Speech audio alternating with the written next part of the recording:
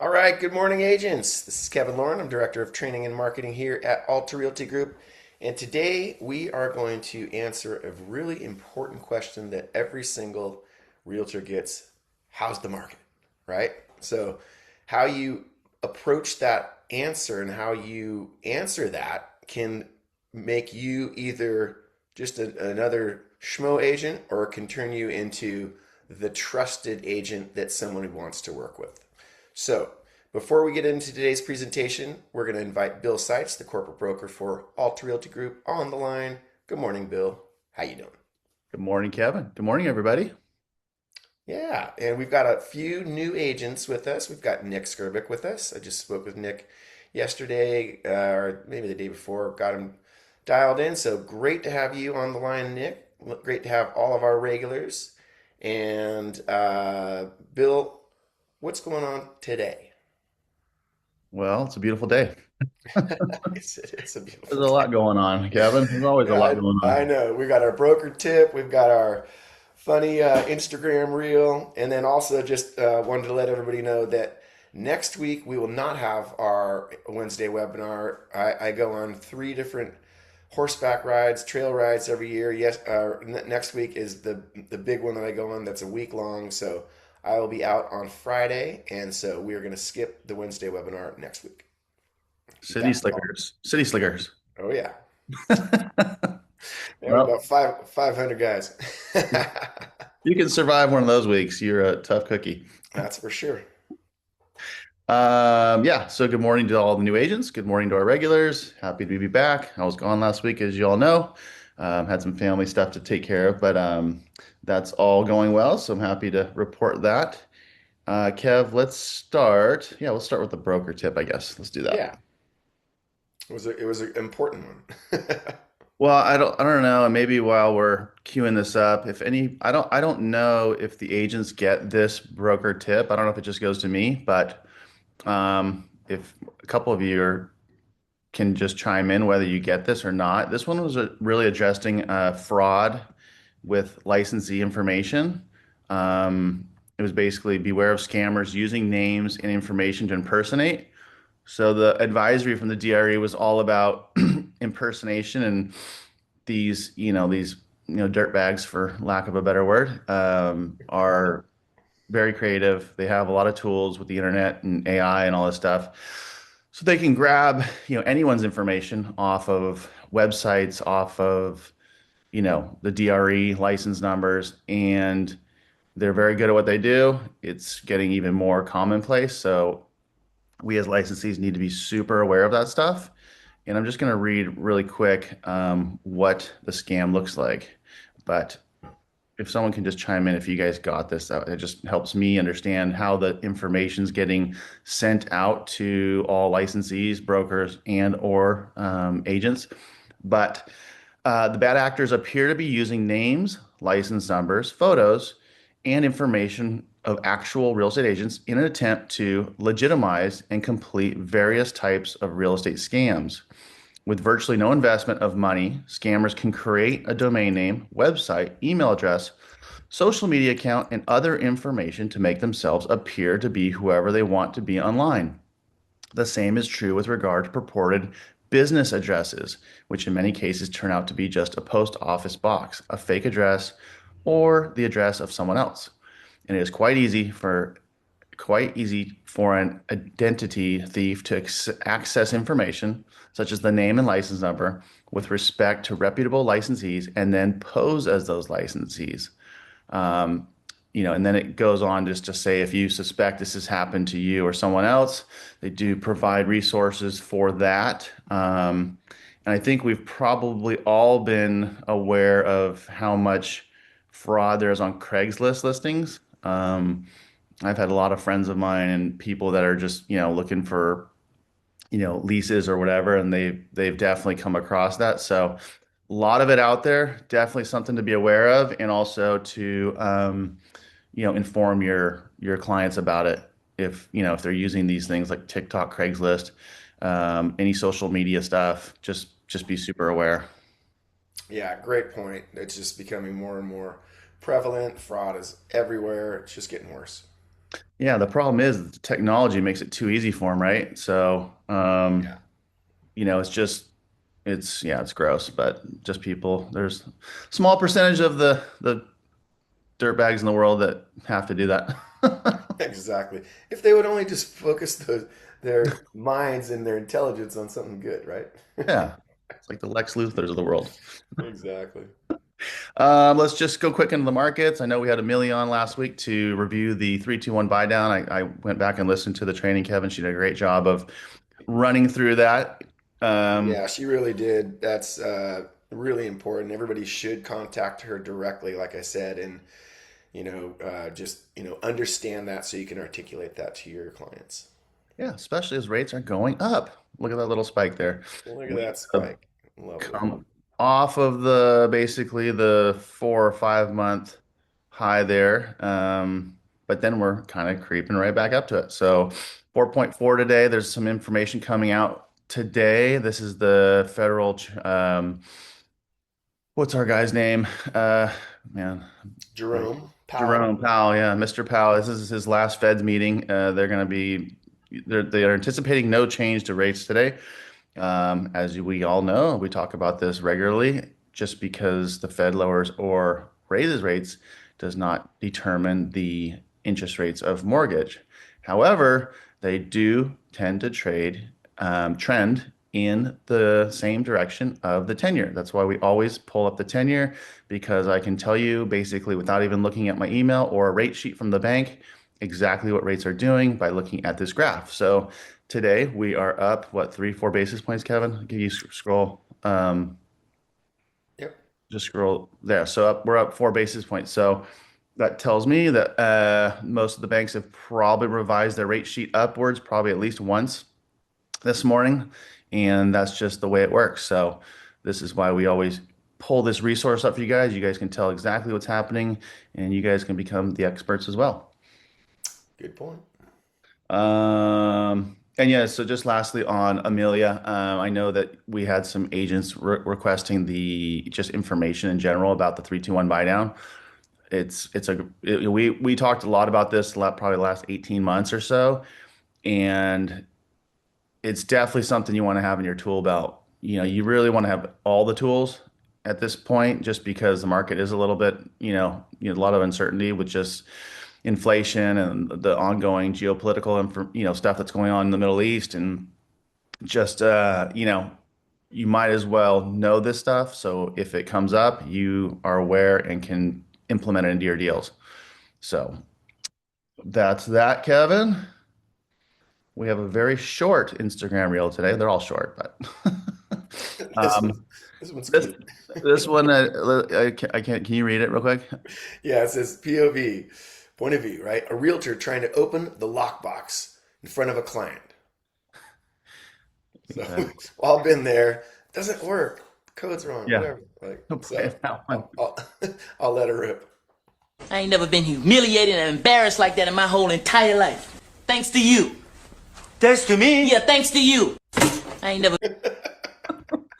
So this one hits home for me. The technology with the lock boxes for those who've been in the business for any length of time, it's changed it's I've definitely been there. There used to be a time when you had to update a code every day and you had to call in a number, and then sometimes you would call the number and it would just deny you and you didn't know why. Is it on my end, is it on the lockbox person's end? You go to the property, you're just like, frick, I can't get in. It's embarrassing. So if you've all been there, you can relate. Yeah, it's a bad thing to have to relate to. That's why I like just regular combo boxes. It's like if Yeah. you're filtering everybody through you and you know who all the showings are going to be, unless maybe you're anticipating hundreds and you're just going, that's probably not realistic. But, I like the good old combo boxes because if you have everyone coming through you and then you know who they are, you give out the code, it's like so much simpler. But anyways, that's just my Yeah, preference. for sure. And Bill, before we get into today's presentation, did want to also just throw out there that if you enjoy our webinars, you enjoy the brokerage, what we're doing, you can always leave us a review. And so I talk about reviews for you guys all the time. So every once in a while, it's good to talk about reviews for our brokerage. It helps you guys to, when people do a Google search for the brokerage itself, it's good to have some good reviews there. So if you like what we're doing, you can just, Google Alta Realty Group, and our Google page shows up, and you can scroll down here and click this handy little button, write a review, and you can write a review for us, or as I always like to say, leave us feedback, right? But if you like what we're doing, you can go ahead and leave us a review. What I'm going to do is I'm going to put this into the chat. So I'm going to just throw that little deal into the chat. You can click on there. You can leave us a review. And so please do if you like us. Yeah, great point, Kevin. Yeah, absolutely. And so that's something that I've got plenty of trainings on how you guys should be building out your reviews and building out your social media platforms and Google, so you can do the same thing once you have finished a transaction with a client and you crushed it. You can definitely start building those reviews. And so we're probably due for another review webinar. So with that said, we're going to get into today's presentation, how to answer the all-important question of how's the market. So we all get it. Market changes all the time. So there's one question that everybody gets asked, and this is it. So the simple question, right? Super simple, but how you answer it can really determine how someone looks at you and how they see you as either true professional or just another agent. So it feels like a really basic question, but if you really think about it, what you're most frequently asked as an agent, this is it. And this is a really good opportunity to open up a really good conversation and shine, and not just do a one-word answer or, something simple. So, bad answers are things like, and what a lot of agents do is, oh, the market's hot, market's good, this market's slowing down, market's doing this or that. But those answers don't really build the confidence. They're not technically wrong, but they don't separate you, and they don't position you as the expert in your area. So if you answer that question with just a simple adjective, you're totally missing the opportunity of creating this amazing conversation and understanding the pain points of the client. So the agents, the really good agents that stand out, are the ones that can get to the substance of what's actually happening in that market. So I always like to say confidence starts with competence. So one of the things that at ARG we've always believed is that your confidence as an agent comes from your understanding of the markets, understanding of the real estate process, understanding how things work, and being competent. So once you have that competence, that's when you can have the confidence. And confidence, not arrogance.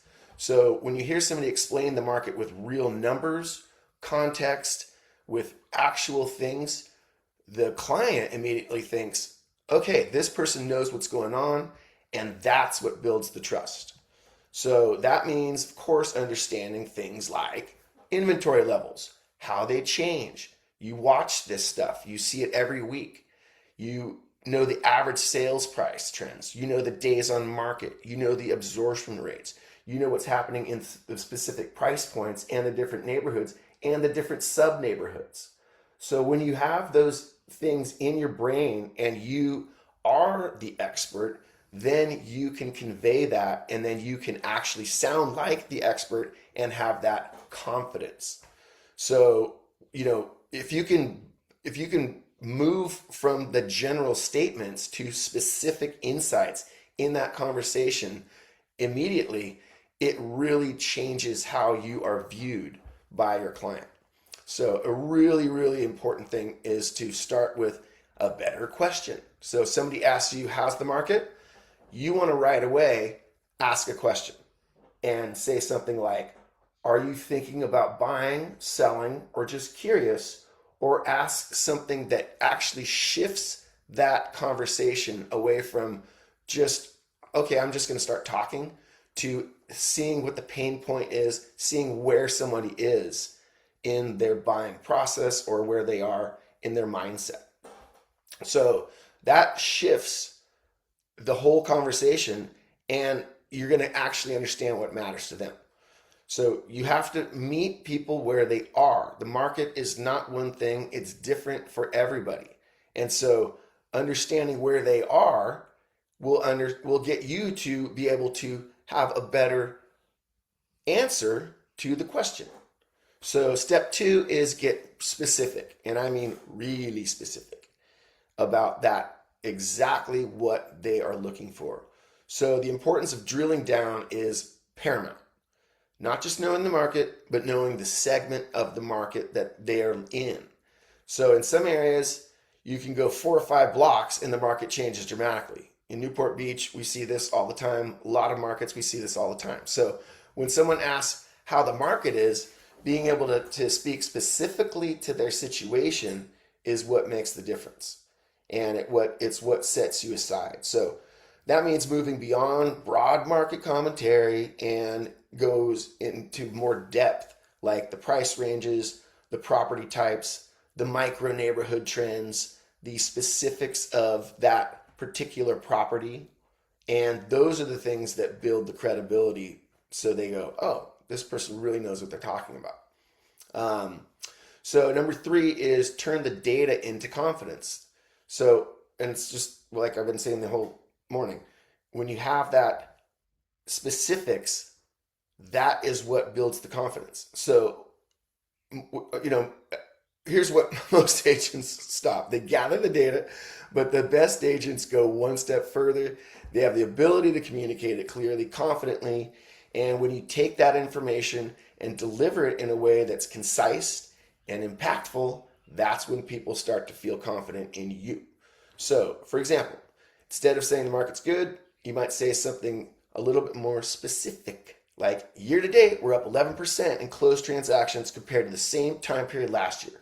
Number of homes for sale has increased by 17%. There are specifically 10 houses on the market right now. The average price point is this. And you start spitting out facts because you've studied them before the conversation that you're having.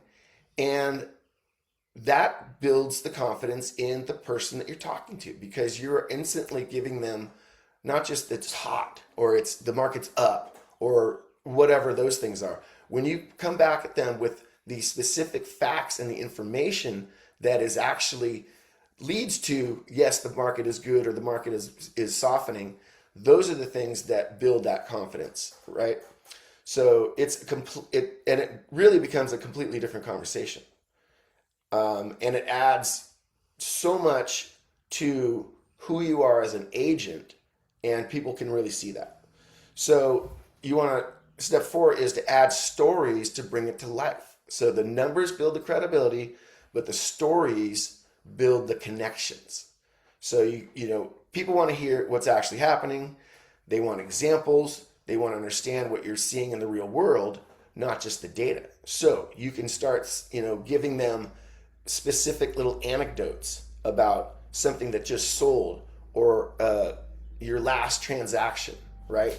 So a listing that received multiple offers despite the market conditions would be something that you could build a story around.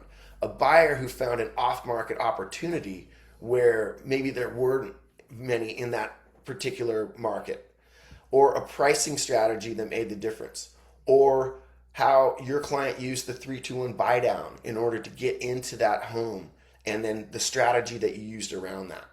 So those are the things that are stories that you can use to make sure that you are not just saying the market's hot, the market's this or that. You're giving a real world example, and that helps people connect the dots, and it makes the data meaningful, not just 11% up or there's 20 homes on the market. So another one, step 5, is expand your perspective. So another key point is the importance of stepping outside your own transactions. So I think a lot of agents can get focused on what's happening in their immediate world, but when you really take the time to look at different price points or different areas, you often discover a completely different story. So it's important to be in your micro world, but also you want to be checking out the macro world as well. So that broader perspective doesn't just make you more knowledgeable, it opens up different opportunities that you may not have seen. So when you're diving deeper into the data, it often reveals unexpected trends, and that changes how you approach the conversation. And it could also make your strategy for that particular person a little bit different. So number 6, practice before it matters. So this may be the most practical takeaway of all. Most agents don't struggle because they don't know the market. They struggle because they haven't practiced how to talk about it, right? So it's a really good idea to study the market, but then also articulate that. When you're driving around, going to look at properties, talk about it to yourself. It sounds weird, but it absolutely helps.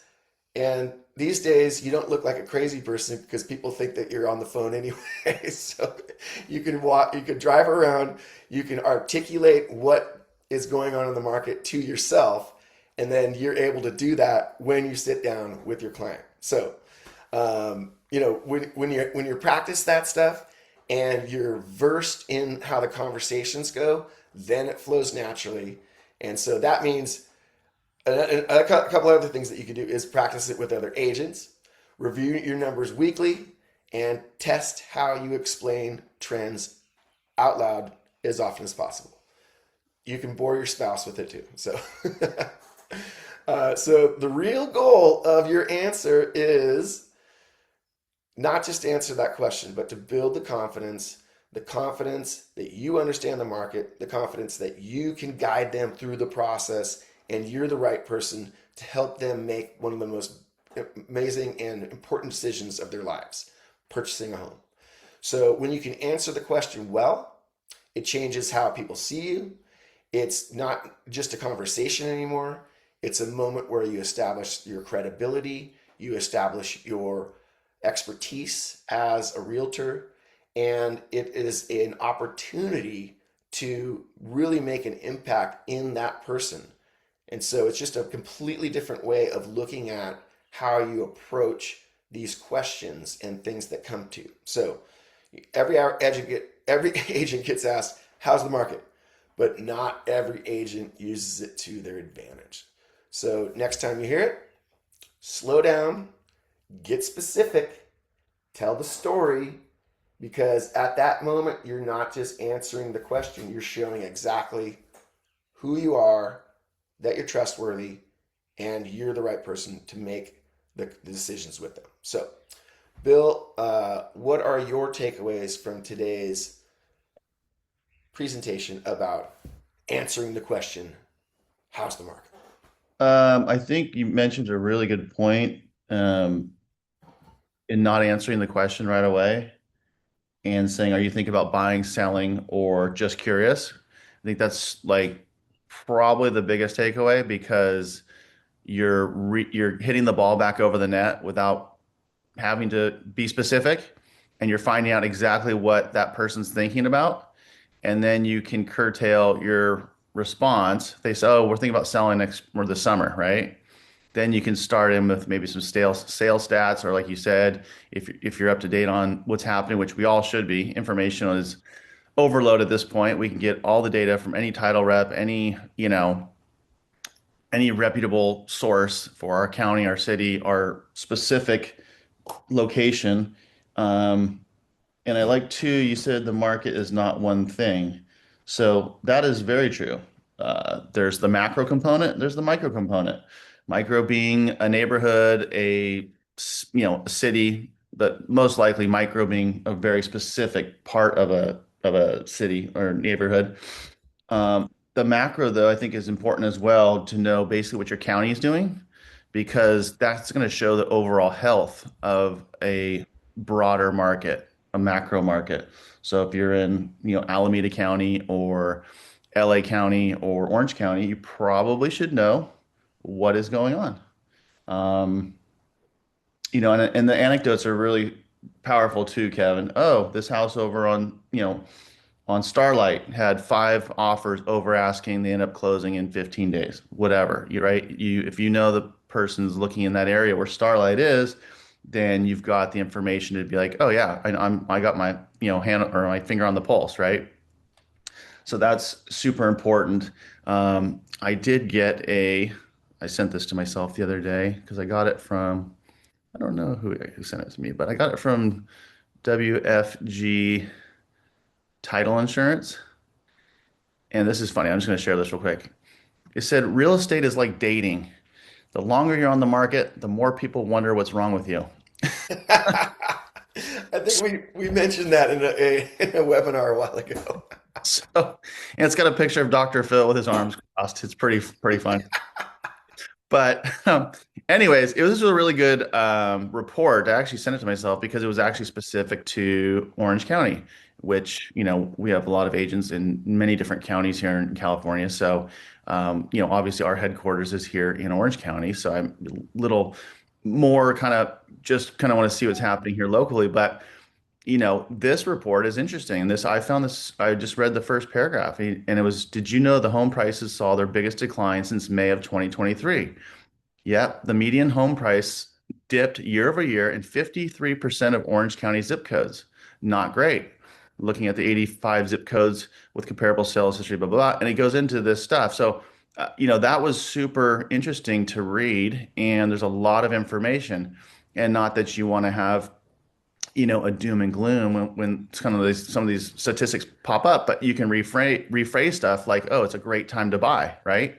Sellers are offering concessions or however you want to redirect that. But it's good to know this stuff. And like I said, there's so much information out there. You guys hopefully all have good relationships with your title reps and people like that are sending you this valuable stuff. And like you said, confidence is being equipped with information. So the more that you know this stuff, the more that you're fluent in it, can speak it. I at the point where I can speak pretty much finance with the best of them, and even if I don't know something, I can hang in the game. So it's important to have that skill set. Absolutely. And John Espinosa has a good point. He says sometimes he'll say, it's always a good time to buy or sell. What are you specifically interested in doing? Then he goes from there because he can then tailor his answer and his response to their need to know. That's 100% right, John. Thanks. Yep, that's a pro there. Oh, yeah. One of the best. John's been with us for a long time. John and Jennifer. They're great. Awesome. Well, this is always a good reminder, Kevin.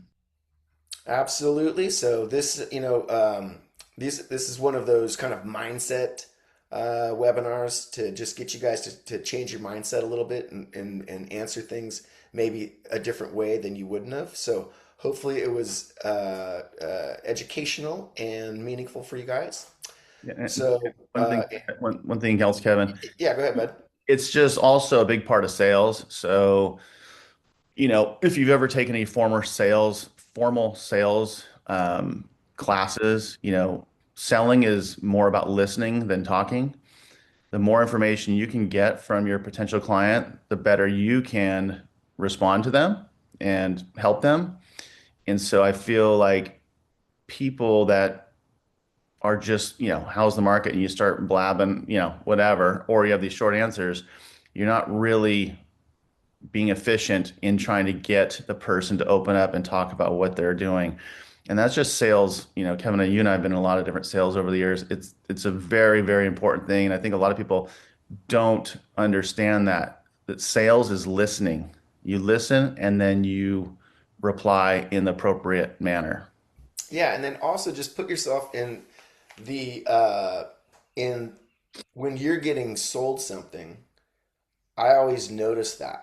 And I notice that good salespeople are asking me questions and they're listening. So just flip it around and just understand how that works and how much better you feel when you're being asked questions when somebody's trying to sell you something because they're literally taking an interest on what you're needs are and what you actually want. So, good point, Bill. Yeah, 100%. You followed that up perfectly. So, just a reminder, questions and listening goes a long way, and it also builds authenticity and people builds trust. So, I think, 100%. yeah. So, good one. Good reminder today, Kevin. Awesome. Well, hey, agents, thanks for joining us today. And like I said, won't be here next week. We're going to take a week off, but we will return the following week with another information filled webinar. And hope you guys make today a good day, make this week a productive week, and we will see you guys in about 2 weeks. Bye bye.